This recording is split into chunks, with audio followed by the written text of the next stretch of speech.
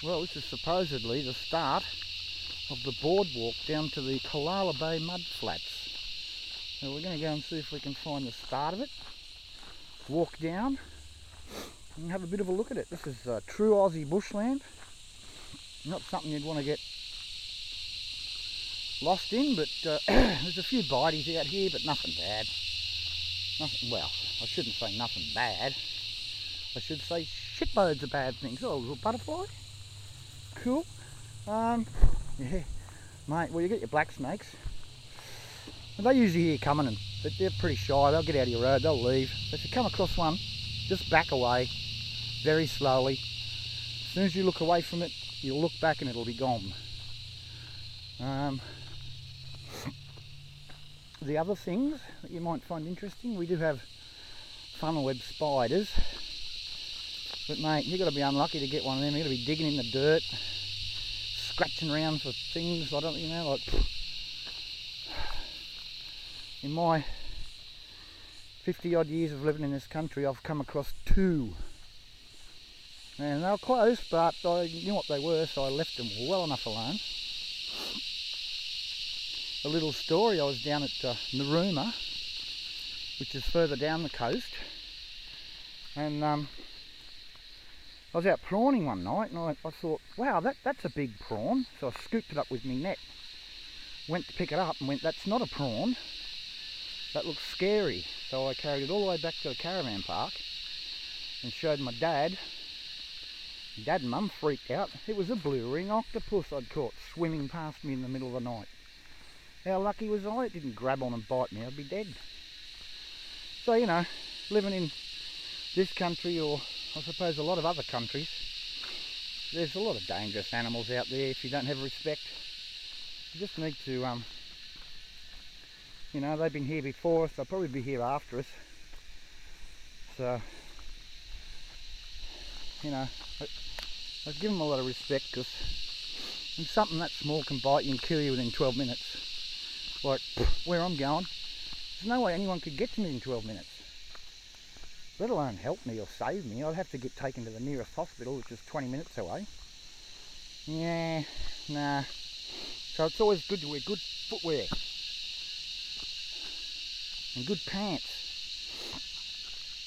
And just be aware of what's on the ground around you, because, you know, I've heard of people stepping on snakes. We've got other bad snakes, but a lot of them seem to be out west, desert dwelling snakes, like the copperhead and death adder. Oh, there you go, that's a good name for a snake, isn't it? The death adder. I wonder why they called it that. The death adder. Well, and your conclusion is you don't want to get bitten by a death adder, because I guess you're going to end up dead.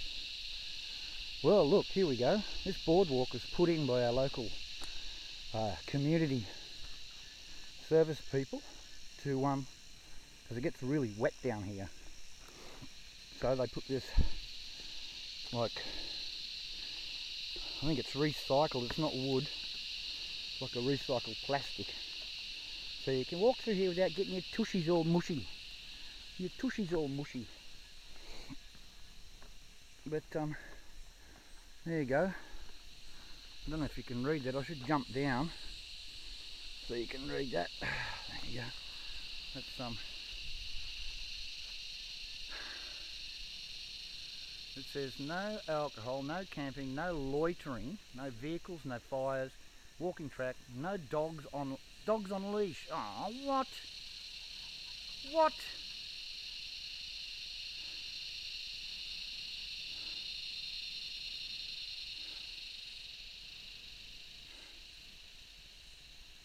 Oh, dude, you're not going to bite anyone. Jesus Christ. Come on. Should I take them back? Oh. Who's going to be down here on a friggin' Wednesday? Come on, it's a midweek, it's Wednesday.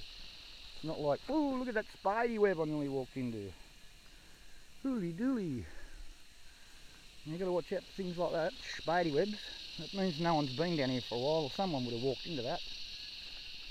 But yeah, it's not about when it's really wet and mushy underfoot, it's hard to come down here. But this track certainly made a great difference. I applaud the guys who put it in. Apparently it got destroyed in the fires we had, which was a bit of a shame, but they've come back. They've done the good thing by the community and by the whole area, because it's so beautiful down here. So we're getting down into the thick stuff. I've put plenty of tropical strength bug zapping shit on my skin, so hopefully I won't come back looking like I've been fucking hit by a bloody hornet's nest, because the mozzies can carry you away down here. They're pretty, I'm glad the dogs have got hair, because if they didn't, oh my goodness. But I don't know. Oh, that was a prickly bush. Fuck. Shouldn't have wiped that out. See, things get you, you don't realise. You like it on there, Timmy.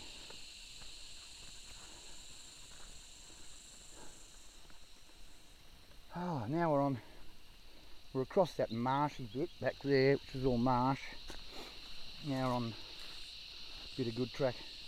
Just a bit of info.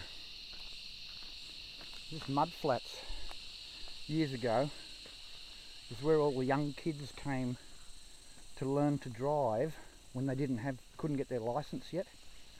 There was a gentleman in town that had a few old bombs. It worked okay. The kids used to come down to the mud flats and drive their bombs. Just drive around and have fun. It's so quiet and secluded down here. So it'll never get built out. But you can see by the trees, just the remnants of the fire that went through here, how big it was. Look how the trees are burnt. Looks like it was, yeah, wouldn't have wanted to be in here when the fire went through. So we've got black and green landscape. Looks lovely. But yeah, you don't want to touch any of them. The black crap all over you. Look. Yeah, she was a big fire when it came through. My house is just 500 metres up through that scrub. And I tell you, it was a bit of a worry when the fire came through.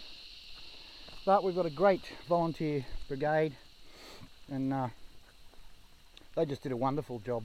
We had more fire trucks in our street than I knew even existed in this area, so kudos to the fireys. And you know, they kept it away from the houses. They let it burn through here because there was nothing here. But by the looks of it was a pretty quick fire.